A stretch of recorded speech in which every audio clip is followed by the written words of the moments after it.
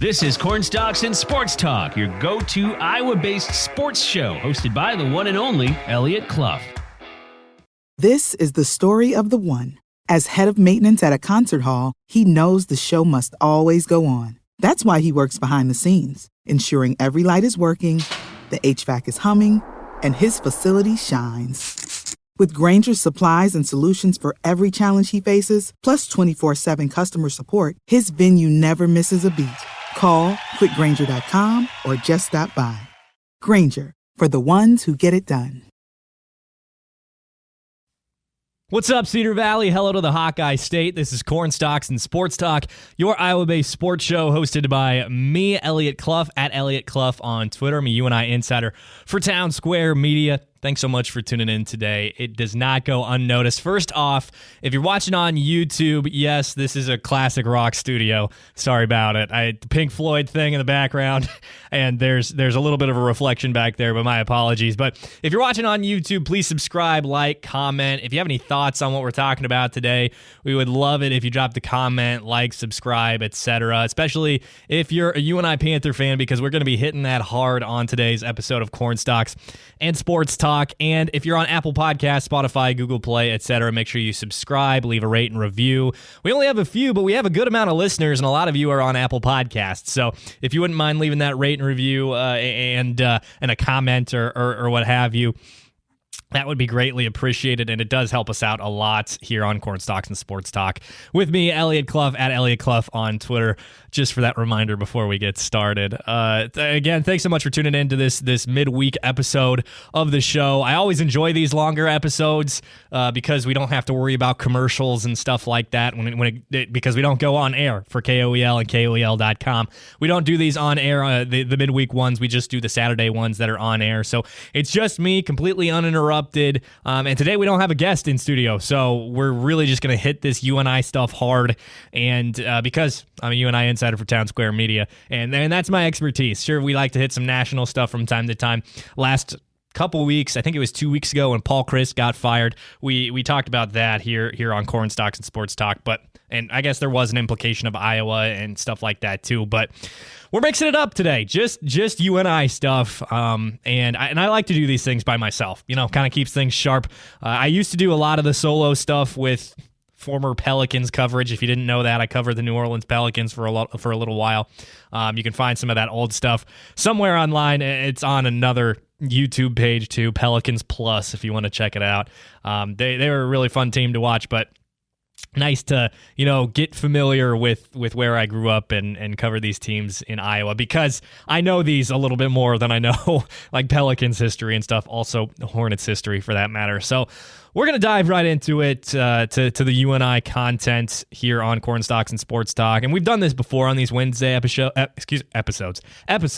Ethan Petrick a few weeks ago came into the studio and he did a podcast with us talking strictly about UNI football. So if you want to, you can go back and listen to that. We've also talked about UNI football and the Missouri Valley Conference with Missouri Valley Football Conference with Josh Betts of Bet Sports Beat. So you can go back and listen to those. But again, just me today. And the first thing that I really want to dive into that we didn't talk about last Saturday because we already had everything figured out for the show, everything scheduled, is that third and presumed final commitment for the 2023 class in UNI basketball and Wes Rubin. And we're going to talk about all three of the guys today because I think, yes, we talked about Kyle Pock a little bit last week with Wyatt Wheeler from the Springfield News Leader because he's in that coverage area of Bolivar, Missouri, where Pock plays his high school basketball. And he's interviewed him a few times, talked with him about where he wanted to play and stuff like that, about his recruiting,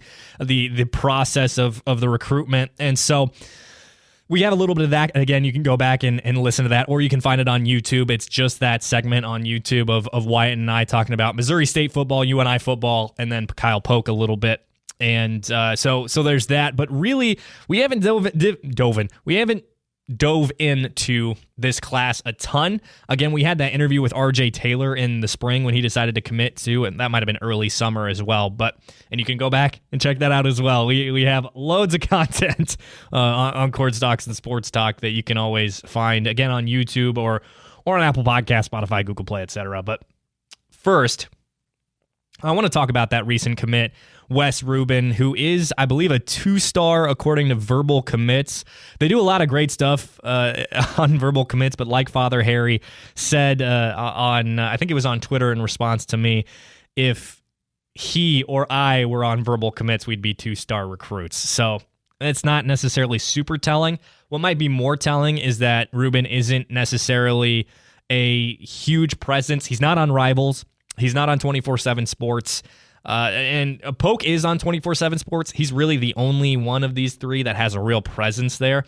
But you have a decent amount of information on these guys on verbalcommits.com. They do a lot of great stuff there. And so some of the stuff we know about Wes Rubin is from there. Also, a lot of these guys at this age announce a lot of their stuff on Twitter, whether they're getting interest from big schools that say, good luck at your game today, or they got an offer.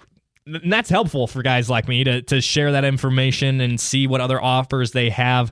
But there is a decent amount of information on Wes Rubin is what I'm getting at, despite the fact that there is no huge 24/7 Sports profile or Rivals profile on Rubin. And so let's get into it. Again, I'm going to talk about all three of these recruits, Rubin, Kyle Pock, and RJ Taylor, all three out of state, which is not a common thing for Coach Ben Jacobson and these classes that he puts together and the rosters that he puts together. Only 3 players on the current roster in Cedar Falls are not from Iowa. It's Nate Heisey, who's from Minnesota, which is a typical destination of UNI recruits, or where they come from. Charlie Miller, who's a walk-on from North Carolina and is related to Eldon Miller, UNI coaching legend. And then Ege Pegsari, who's from Turkey. So it's definitely different. You know, a lot of these guys are from Iowa. Some of the best players in the state of Iowa, they end up at UNI.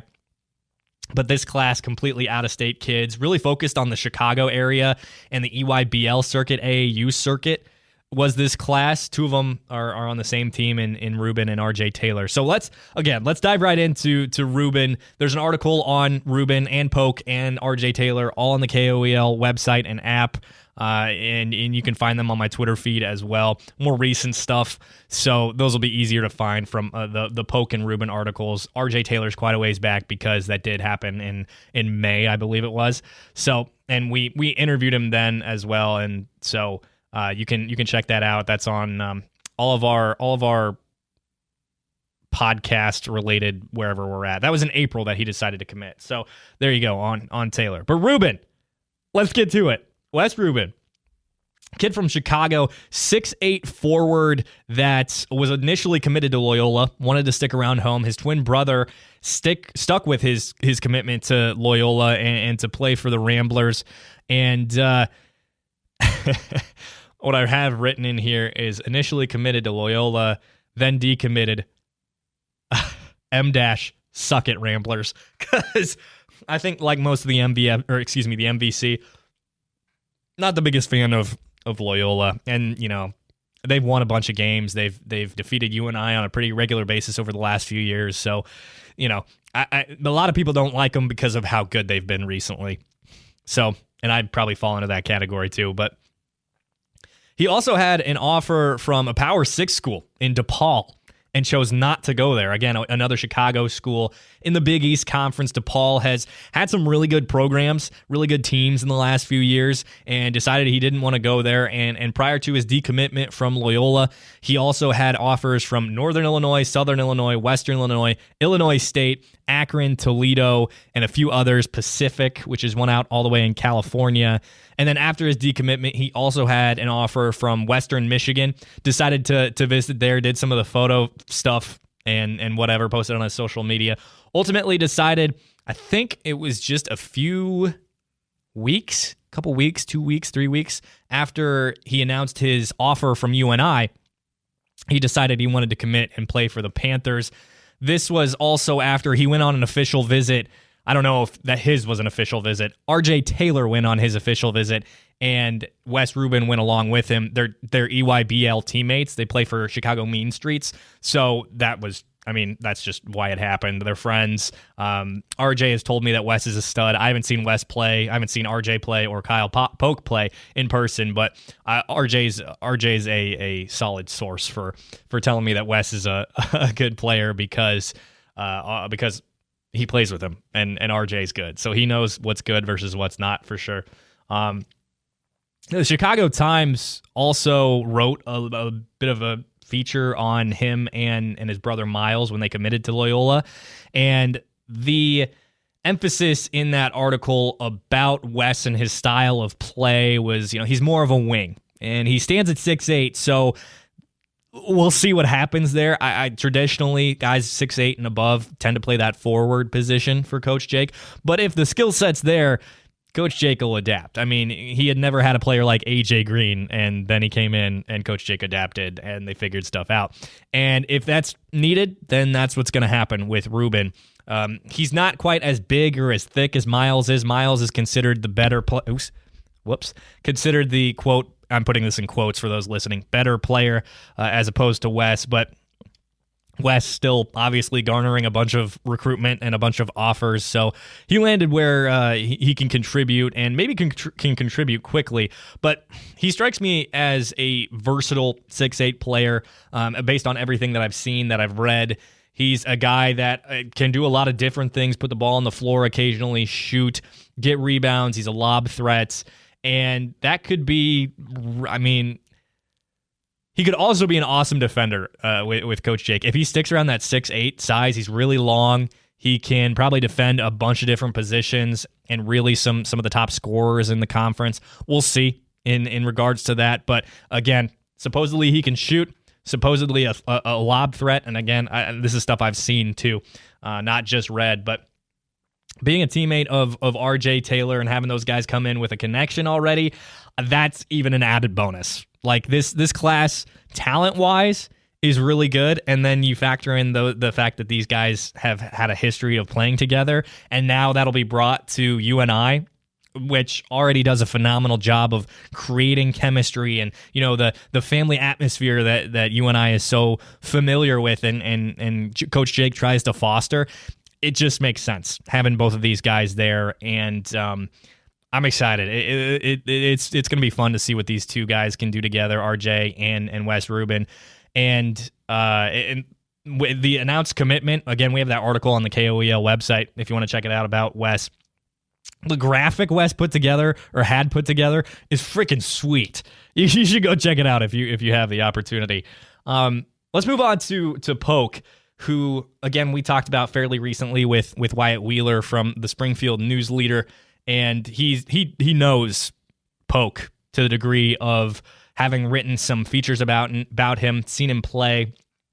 And he said straight up that UNI and Pock is a perfect fit. And for the longest time, Coach Jake and UNI were not recruiting Pock. He kind of came in late, and there was a part in the feature where Wyatt wrote about Pock's commitment and the process. And I think I read in there that Coach Jake or somebody from the staff made the trip down like 4, 5, 6 weeks in a row. It's like an 8-hour drive from Cedar Falls to Bolivar, Missouri, which is crazy to do. That shows a level of investment that Pock said that he wanted, and the relationships were the biggest thing to him. And so very clearly a point of emphasis for Coach Jake and his staff was getting this guy to be a Panther and to bring him to Cedar Falls, and for good reason. I mean, like Wheeler said, perfect fit for Coach Jake and for UNI. And on top of that, like I said, you won't see a ton on 24/7 Sports about RJ Taylor or Wes Rubin, but you will about Kyle Pock.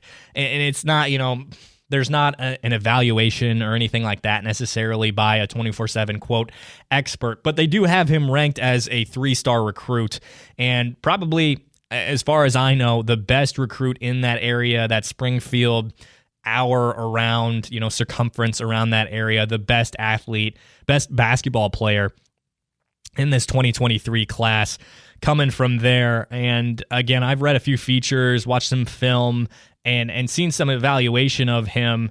And this guy, he has experience at a bunch of different positions. That was one thing that Wyatt definitely emphasized to us last week, is that due to some injuries and some issues that his hometown team had, he had to step in and play point guard, and he's 6'6". So positional versatility, he can handle the ball. He's a lights-out shooter. He's got athleticism. There's one play in his tape where he has a reverse dunk, which you just don't see that often from guys coming out of high school into this Division I level and playing for UNI. Usually that's a high major thing, and he's doing it coming in to play for Coach Jake and the Panthers. And so versatility, he's long, again, 6'6", could very well continue to grow. All of these guys could. So he could very well end up 6'8", for all we know. Not only that, he's played at a really high level at the EYBL level too, because he's played for the MoCan Elite, which is a Missouri and Kansas team put together, and he's played alongside two Iowa State commits in Omaha Ballou and Caden Fish, who Coach Jake he recruited Caden Fish for a little while, and then Fish started to really pick up momentum, and then he ended up at Iowa State. Omaha Ballou, a 5-star recruit who is being recruited all over the country. His brother Goner is going to play for Bradley this year, so we'll see what Goner can do in the MVC as well. Not only that, but he was also being recruited by several other Missouri Valley Conference schools, and that's what I put together in the article regarding Pock. I headlined it: UNI basketball steals 3-star recruit from MVC rivals. No pun intended. Steal basketball, etc. But you get a 3-star guy who had interest from bigger programs like Oral Roberts, like South Dakota State, like he had interest from Lipscomb too, or he had received an offer from Lipscomb as well. And he fully went around and saw these other programs and was interested to see which would be the fit for him, and he chose UNI, and that's pretty freaking cool if you ask me. And all of that. He also had interest from Wisconsin, a Big Ten program. No, they didn't offer, but they had interest, which is key. And I'm sure some other high major programs had interest in him too. It just doesn't show up on 24/7. And Pock doesn't appear to be the guy that would share simply interest on his Twitter account. From what I've seen, he's very much a deflect praise to teammates kind of player. And so to have a guy that had interest from Wisconsin, an offer from South Dakota State, an offer from SEMO, an offer from Oral Roberts, an offer from Lipscomb, and also offers from Missouri Valley Conference teams, and to bring him into UNI, that is a huge win.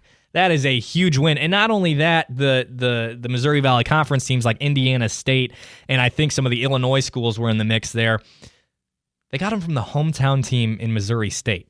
Springfield's just 30 minutes away from Bolivar, I think, if I remember correctly, and they were the first D1 school to offer him a scholarship, and he chose to play for UNI and Coach Jake, and that is huge. I mean, again, couldn't be a better fit. I'm really excited to see what he does. He's probably the biggest name out of these three players in what's a really awesome recruiting class. I'm really excited to see what Pock does as a Panther. And if you were watching Media Day, yes, I'm the idiot who asked Coach Jake about Kyle Pock when he can't comment about players until they sign their letter of intent. So that was me. I'm the dummy. And you can blame me for that. I asked the question, and then Coach Jake said, "Yeah, I can't comment," and I immediately felt my face get red and hot. So a little embarrassed. Ended up talking to Coach Jake and saying, "Hey, I didn't mean to get you. I wasn't trying to get you in trouble," and we kind of laughed it off. But that was a fun moment, and also quite embarrassing for me. I cover sports for a living. You'd think I'd know that, but anyway. Let's move on to the third recruit in this class, in RJ Taylor, who again, it just gets better by the recruit, right? It started with RJ in April of last year, deciding to commit before his junior season, if I'm remembering correctly. Maybe before it was before his senior season that was coming up this year. He decided to commit. He's a state champion in Michigan. And before we get to that, I haven't really referenced any stats. I couldn't find any on Wes Rubin. Pock, though, I want to share this, is that in his 3 years playing at the high school level in Missouri. He scored over 1,700 points and has hauled in more than 700 rebounds for the Liberators. So that's pretty high level basketball from Pock. But again, let's move on to RJ Taylor, the first commit out of this class that we have talked about and talked with here on Cornstalks and Sports Talk before. There's also an article about him. If you want to find it, you can just search RJ Taylor, KOEL, or the main website that I do write for is KCRR. So you can search RJ Taylor, KCRR on Google, and you'll find that article pretty quick. So again, back to Taylor. He's a point guard. He's from Grand Blanc, Michigan. It looks like Grand Blanc, but it's Grand Blanc. And he plays on that EYBL team with Wes Rubin, like I've mentioned. Same height as Bowen Bourne, 5'11", which, by the way, I interviewed Bowen for this is one of the first times I've really gotten, face-to-face with him. And I'm 5'9". I'm pretty sure he's my height. I think the 5'11" is generous, and that's honestly a compliment to Bowen because his ability to score is unreal for his size. Like, he wants to be the Larry Bird Trophy winner, Missouri Valley Conference Player of the Year, and he's 5'9", and I'm 5'9", and just the sheer amount of work and athleticism and skill he's had to put in to be the type of scorer he is at his height is amazing.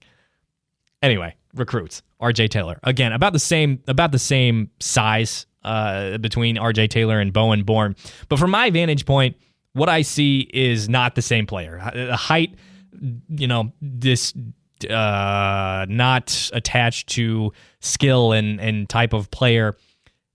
RJ Taylor's not Bowen Bourne. We can't expect him to be Bowen Bourne. He's RJ Taylor, right? What I see from him, though he has the ability to score, 17.1 points per game and 4 rebounds per game en route to winning the state championship in Michigan. I don't see that being necessarily what he does, at least initially at UNI. I think he could grow into more of that primary scoring role as he gets a little bit older, depending on how long Pock's around, how long Wes Rubin's around, if these guys redshirt, what that looks like going forward, and, transfers and other recruits, and there's a lot of different things that could happen. But if Rubin's called upon to be a scorer at UNI, I think he lives up to that billing and fulfills it. But I don't see that being his role when he initially gets playing time. Initially, he's going to come off the bench, and to me, he's going to be that quintessential managing the game point guard. You're not going to see the stats or the box score fill up necessarily for RJ, at least initially. Again, maybe with assists, but he's going to be a guy that'll manage the game and you can trust coming off the bench, not going to turn the ball over. And then as his career progresses, he'll start. And again, he'll still be that sort of manager of the game, but he's a guy that brings energy. Again, not going to turn the ball over, going to run the offense efficiently, going to play efficiently, can score when called upon, can hit jump shots when he's open, and also would be the guy that's like, he's not infallible, but he's not a guy that you can get in his head. He's a guy that might have 2 points and may very well be 1 of 6 from the floor with 2 minutes left, but you go to him late because he's a guy that you trust to have the ball in his hands and to make a shot late in a game and to make a play late in a game, whether it's him taking the shot himself or finding Rubin on the pick and roll or finding Pock on a pick and pop or something like that. Again, this is later on in his career too. I am really excited about RJ. One, because he's that quintessential point guard that'll fill his role and point to other guys for their success, but can also score. And he's just a UNI Panther, man. He's the one that I've talked to the most out of these three. I haven't talked to Wes or Pock yet. I'd love to get him on the show if that's a possibility or do an interview with one of them. But RJ, in the conversations I've had with him, this dude is a Panther, man. Like, his ability to be able to communicate at his age the way he does is impressive to me, of a young man that's showing that he's been raised well and that he's around good people, and that's going to continue at UNI, obviously. And to be able to communicate like that and be a point guard is important. Not only that, but also he's been on the recruiting trail. Like, obviously, with Wes Rubin being his teammate, he's probably saying, hey, man, I know Coach Jake. I want to play for Coach Jake. That's why I committed so early. And I'm sure he had some influence on Pock, too. And, I mean, in talking with him, there's just that understanding. When you've been around the UNI basketball program long enough, you start to see guys and be like, that's a UNI Panther. That fits into Coach Jake's mold right there. And that's RJ Taylor to me. And I think having that on the roster is good for the future because there's plenty of guys on the roster like that, but there's going to be more incoming. And you can say the same for Pock because, he's that deflector. And then Rubin has actually won awards for being being good at sportsmanship, I guess, being a good sportsman. I read an article about that where he won an award at some conference or some tournament because he was a good sport and because he dominated. So that's great to have come in and to have RJ be the first guy to commit, and he's so invested already to boot. Like that, Coach Jake couldn't. I mean, I haven't heard this from Coach Jake, but I'm assuming Coach Jake couldn't be more thrilled to have RJ and to have him had him commit that early on is just, I'm assuming, perfect for what Coach Jake wanted, and to have him and be invested the way he is already, and was before his senior year even started. Like, what more can you ask for? Again, committed back in April, so just a huge get for UNI basketball. And again, if you missed any part of that, if you're watching on YouTube or whatever, you can go back and listen. We just finished talking 3 recruits that are coming in the 2023 class for UNI men's basketball. And now we'll shift to football because I want to talk about that a little bit more before we go and move on to Friday's show where we preview the SIU game versus UNI. And I knew I wanted to talk about this weekday show of Cornstalks and Sports Talk because if you were at the game, you know how impressive that was. How impressive that win was over Missouri State. And sure, Missouri State had lost 4 games in a row, right? But they were a top 5 ranked team to start the season. They lost to start the losing streak. They lost to Arkansas. They also lost to North Dakota, South Dakota State, and forgive me, I can't remember who their other loss was against. I'm looking it up right now. That other loss was to Southern Illinois, 38-21, and that was at home. And then they traveled. They had their bye week, which would be a get-right week, coming into Cedar Falls, and they still couldn't figure it out. A lot of things going on with them internally, but there's a ton of talent on that team. Tyrone Scott, Jason Shelley, Jacardier Wright, Montre Braswell, Navion Mitchell, loads of talent on that team. UNI handled them from the kickoff. What looked to be a safety right away on that first play. And to me, after watching some of the highlights and some of the film, still looks like a safety to me. I was in the press box, so not the greatest vantage point of what happened there. But 2 plays later, you get the pick from Stephon Black, who has had I don't want to say the defense as a whole has had issues. So that play by Steph was perfect. That's exactly what you want. You can't wish for much better other than a pick 6. I mean, Dom Williams scored on the next play. So what more can you ask for?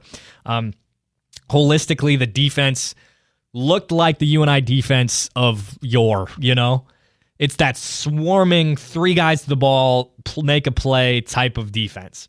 And that is really, honestly, the first complete game I think we've seen from the defense all season. And here we are in week 8. And they've still won 3 games prior, and they were in a couple of those games too. They could very well be 5-3, 6-2 right now.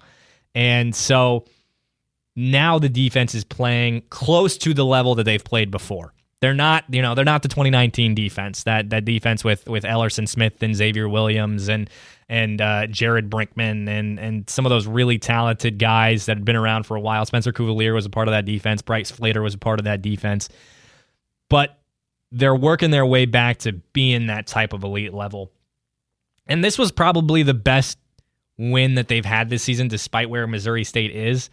And so what I really take away from this game is that swarming defense appears to be back, appears to be confident as ever. And you could attribute that to a few different things. You could attribute that to the way Missouri State has been playing. You could attribute that to the freaking offense has been amazing. And you take that and momentum that carries over to the defense. You could say that. You could say that, Coach Farley has finally gotten a grip of the defense and having taken it away from Randall McCray, who was the defensive coordinator starting at the season. Coach Farley now in that more so defensive coordinator role as well, with Randall McCray taking over special teams. You could point to the shift in the defense, the looks that they're giving opponents, because they're doing more of that 3-down lineman stuff over the last 2 weeks with Caden Hoteling out and with the type of teams they're playing. So, I mean, they did the 4-down lineman too against Missouri State this last week. 5 sacks, which is their season high. Cannon Butler with 2, Cordarius Bailey with 2. Had to think about that one for a second, and then Javon Brecky had 1 as well. I mean, point to whatever you want. The defense is starting to look like a UNI defense. Like, we'll just put it like that. And this team, I'll get to the offense before I make the claim I'm about to make. I don't know, regarding the offense, I don't know that Theo Day has ever commanded the offense at UNI like he did this last Saturday. I said on Twitter that Theo Day is the best quarterback in the state of Iowa. There was one person who disagreed with that and was like, he plays at Division I AA level. First of all, it's called the FCS, buddy. I hope you're listening to this. I'm not even going to say his handle, because I don't acknowledge stuff like that on Twitter. I don't give people the time of day. There's some troll from Evansville that likes to respond to some of my tweets, and I just don't get into stuff. I think it's silly. I feel free, say that stuff to me on air, or feel free to come on Cornstalks and Sports Talk. I'll make you look silly. I have no problem doing that. But Theo Day looks like the best quarterback in the state of Iowa. And you watch some of that film, you see some of the throws he made. Heroic throws. Ridiculous. I mean, I put a compilation of it on Twitter. You can go check it out. And that's a big reason why I say he's the best quarterback in the state of Iowa, and the best offense in the state of Iowa too. And so, I mean, you just have to watch the game and watch the film and watch those highlights, and you see it. He's a Michigan State transfer. He's played at the FBS level, for those of you who want to say, double A. Again, called the FCS. And you can find that compilation of those videos on my Twitter feed. It's at Eliot Clough, ELIOT CLOUGH. And we'll take that FCS comment. He looks like one of the best quarterbacks in the FCS right now. Some of those, in the press box, it's myself and some of the other guys up there that I know pretty well, Ethan, Josh, have been on this show. And generally speaking, we'll talk during the game. We'll make jokes, stuff like that. And it's the role of a journalist to try not to react during games and be verbal and be like, oh, or wow, or nice play. You just kind of had to let some of those go with some of the throws that Theo was making. Throwing across the body on the run, throwing in the opposite direction of his body, the way his body's moving, and making like unreal passes. There was one where he threaded the needle between 3 defenders from Missouri State to Logan Wolf, who made the catch. Wolf made 6 catches. I think he finished with 111 yards, 112 yards, if I'm remembering correctly. Both career highs, and he's not even at 100% right now. Sergio Morency looks like one of the best receivers in the Missouri Valley Football Conference, and therefore the FCS. That touchdown right before half, a lot of us were like, why aren't you calling the timeout? Why aren't you calling the timeout? Why aren't you calling the timeout with about a minute left? And then they scored with 4 seconds remaining and made us look silly. So I'll take being silly, or being looked at as silly in that moment, because Morency made the play and Theo made the play for that matter. There was another throw that Theo had right before half where, again, running left, throws it right into the pocket of Alex Allen. He didn't make the catch, and I think it might have been tipped by a Missouri State guy too. But some of these throws, man, I mean, Theo is dialed in, throwing darts. And this receiving group, Coach Mark Farley said it's up there with the best that he's ever seen and had at UNI, and for good reason. And I mean, throw again Alex Allen in there, who is arguably one of the best tight ends in the country. And then Dom Williams, 4 touchdowns, 1 game. That matches a UNI single game record. Last player to do it was Aaron Bailey in 2015, and that was against Missouri State too. I mean, this team's rolling right now. Like, early on, including myself, a lot of the UNI fans were upset and doubting what this team would do this season, and they look like they can compete with anybody right now. Sure, you want some of those wins back. North Dakota, that game was winnable. And against Illinois State, that game was definitely winnable. Sacramento State, who's the number 2 team in the country right now, that game was winnable. The only game that was really for sure out of reach was that Air Force contest. Other than that, there were moments in those games that the tide could have turned, every game that they lost, that the tide could have turned, and UNI won the football game. And right now, they're 4-1 in their last 5. And that's the way you got to be right now to come back and to finish the season on a good note and to possibly get in the playoffs. They still, in my opinion, have to win out. They have to beat Southern Illinois coming up this weekend, who's a ranked team. They have to get a good win on their resume in order to have a chance at the playoffs. They have to beat South Dakota State in Vermillion, and they got to give their best against South Dakota State. If they make it close, if they can finish 6-5, they have an outside shot. But they have to win against Southern Illinois this weekend. They have to win against South Dakota that week, that final week of the game or of the season in Vermillion, and they have to give their best shot against South Dakota State, who has lost games in moments where it really matters like that. So we'll see, man. The defense still has to be top tier against Nick Baker this coming week in Carbondale, and it's in Carbondale. That's a big factor. Coming off that victory over them when they were the number 3 team in the country last season in the Dome.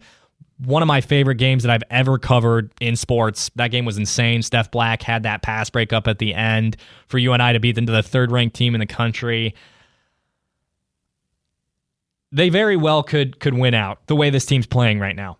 And I think the Utah Tech game, they were able to play that 3-man front and figure out some stuff and see how they wanted to play that zone against some of the better quarterbacks later on. And they did that against Jason Shelley. They got to him 5 times. And I'm not looking at the stats right now. Pass breakups or quarterback hits. See where that ranks for them. And it's not, they didn't get any, but they did get 5 sacks. So I just love the way UNI's playing football right now. And it's given some folks hope. It looks like if they win out that they can definitely make the playoffs, and they should, because if you beat Southern Illinois, who's a top 25 team, and you beat the probably number 1 team in the country, you definitely deserve a spot in the playoffs. So we will see. Talent-wise, this team is a playoff team. The way they're playing right now, they're a playoff team, but you got to get a signature win or 2 in order to get into the playoffs. So we'll see what they can put together. Again, this was another midweek episode of Cornstalks and Sports Talk with me, UNI insider for Town Square Media, Eliot Clough, at Eliot Clough on Twitter. Before you go, if you're watching on YouTube, make sure you subscribe, like, drop a comment. If you think that I'm an idiot, tell me why. If you think that maybe you disagree on a few things, tell me why in the comments. I want to hear from you. And again, we'll talk about some of this stuff coming up on Saturday as well. Southern Illinois, we'll preview that game on Saturday's show. You can listen as a podcast or live on KOEL.com or AM 950, 9 to 10 on Saturdays. And if you're listening on any podcasting platform, please subscribe, follow, leave a rate and review. I know a lot of you listen on Apple Podcasts. Please leave that rate and review. That does help us out so much, and we really appreciate it. Again, any thoughts, please drop a comment, message us on the KOEL app or whatever app you're listening, KCRR app for that matter. You can always follow me on Twitter too and respond to anything, any comments or thoughts that I make. You can always respond. I love hearing from listeners. So again, this is another week's episode of Cornstalks and Sports Talk. Thanks so much for tuning in. My name's Eliot Clough, at Eliot Clough on Twitter. Another week's episode, Cornstalks and Sports Talk.